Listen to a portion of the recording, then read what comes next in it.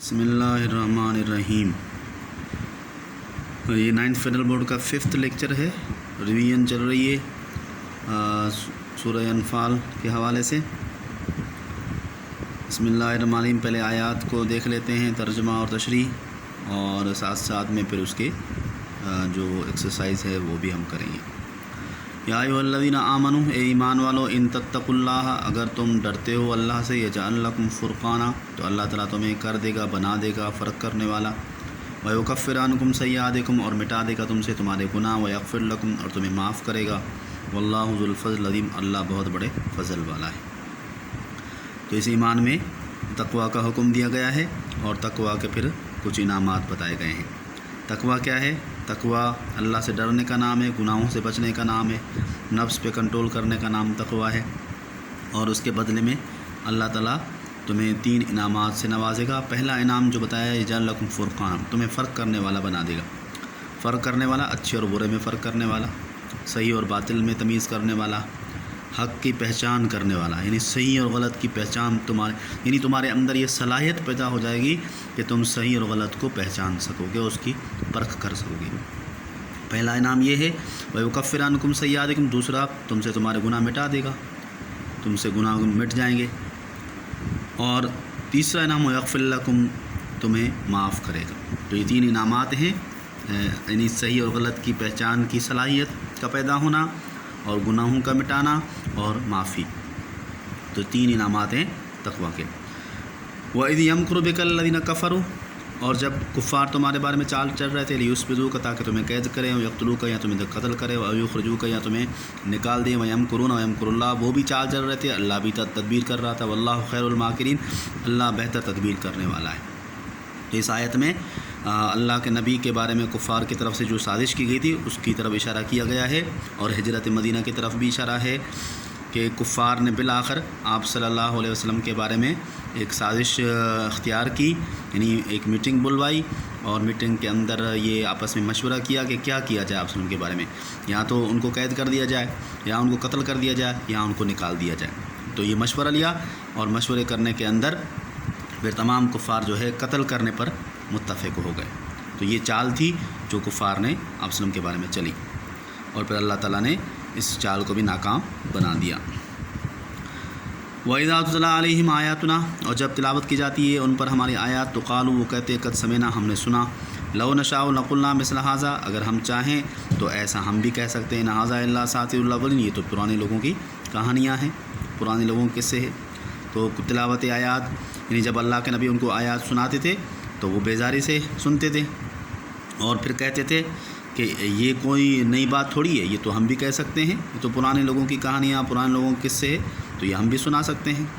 تو جب یہ انہوں نے کہا یہاں پر، تو دوسری جگہ پر پھر اللہ تعالیٰ نے ان کو کہا کہ چلو تم یہ کہتے ہو تو چلو ایک صورت بنا کے دکھاؤ، ایک صورت بنا کے دکھاؤ، ایک آیت بنا کے دکھاؤ، ایک آیت کا ٹکڑا ہی بنا کے دکھاؤ۔ اللہ تعالیٰ نے ان کو چیلنج دی۔ تو جب وہ نہیں بنا سکے تو پھر انہوں نے دوسرا طریقہ اختیار کیا، وَإِذْ قَالُوا، اور یہ وہ طریقہ یہاں بیان کیا، وَإِذْ قَالُوا اللَّهُمَّ إِنْ كَانَ هَذَا هُوَ الْحَقُّ، اور جب کہا انہوں نے اے اللہ، إِنْ كَانَ هَذَا هُوَ الْحَقُّ، اگر یہ سچ ہے آپ کی طرف سے،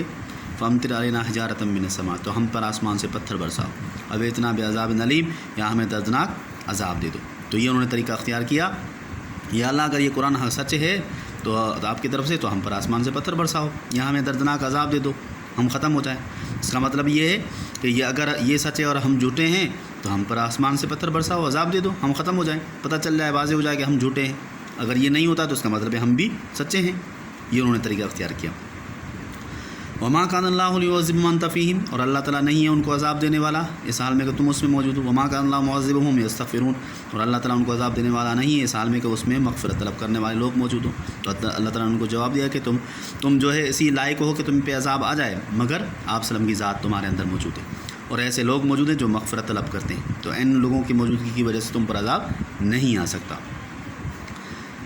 وما لہم، ہاں، اور یہ عذاب عام کی بات ہے، وما لہم اللہ یعذبہم اللہ، اور کیوں نہیں اللہ ان کو عذاب دے گا، وہم یصدون المسجد الحرام، وہ روکتے ہیں لوگوں کو مسجد حرام سے، وما کانوا اولیاء، اور اس کے متولی نہیں ہیں، ان اولیاء الا المتقون، اس کے متولی تو صرف پرہیزگار ہیں، ولکن اکثرهم لا یعلمون، لیکن اکثر لوگ یہ بات نہیں جانتے۔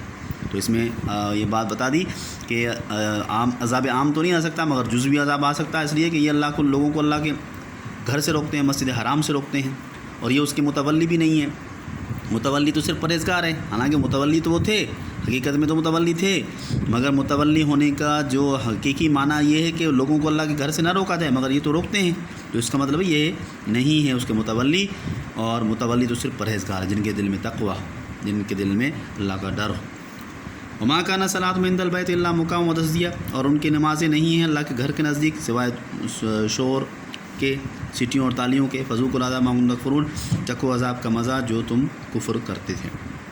تو ان کی نمازوں کے حوالے سے بات کی کہ ان کی عبادتیں، ان کی نمازیں اللہ کے گھر کے پاس سوائے سیٹیوں اور تالیوں کو کچھ نہیں،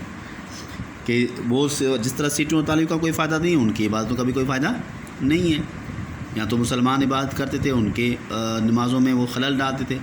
شور کرتے تھے، یا وہ خود عبادت کرتے تھے، خانہ کعبہ کا جیسے طواف کرتے تھے اور اس کو متبارک گھر سمجھتے تھے، تو وہ بھی سوائے سیٹیوں اور تالیوں کو کچھ نہیں، ان کی بیکار عبادت، کوئی اس کا فائدہ نہیں ہے۔ ان الذین کفروا ينفقون اموالهم ليصدوا عن سبیل اللہ، بے کافر لوگ خرچ کرتے ہیں اپنا مال تاکہ لوگوں کو اللہ کے راستے سے روکیں، فسينفقون، پس اس کو بھی خرچ بھی کرتے ہیں، ثم تكون عليهم حسرة، پھر وہ خرچ کرنا ان کے لیے باعث افسوس ہو جاتا ہے، ثم يغلبون، پھر وہ مغلوب بھی ہو جائیں گے، والذین کفروا الى جہنم یحشرون، اور کفار جہنم کی طرف جمع کیے جائیں گے۔ تو کفار اپنا مال خرچ کرتے ہیں لوگوں کو اللہ کے راستے سے روکنے کے لیے، اور پھر وہ خرچ بھی کرتے ہیں اس پہ، اور پھر خرچ کرنا ان کے لیے باعث افسوس ہو جاتا ہے، وہ مغلوب ہو جاتے ہیں۔ اب یہ بات جو کی گئی،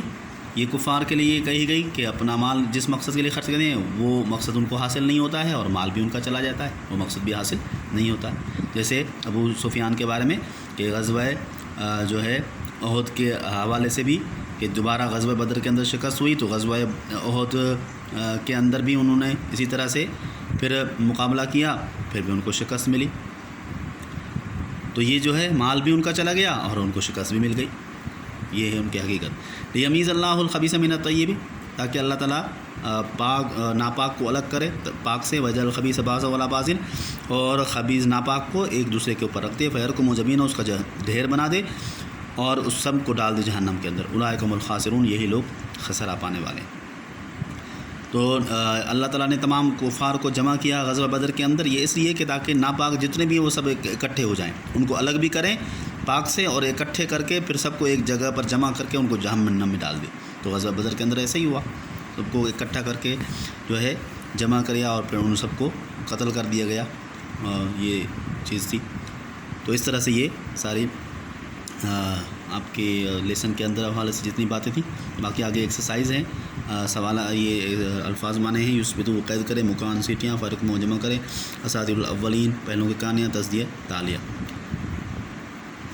باقی ایکسرسائز ہم اگلے لیکچر میں کریں گے۔ شکریہ۔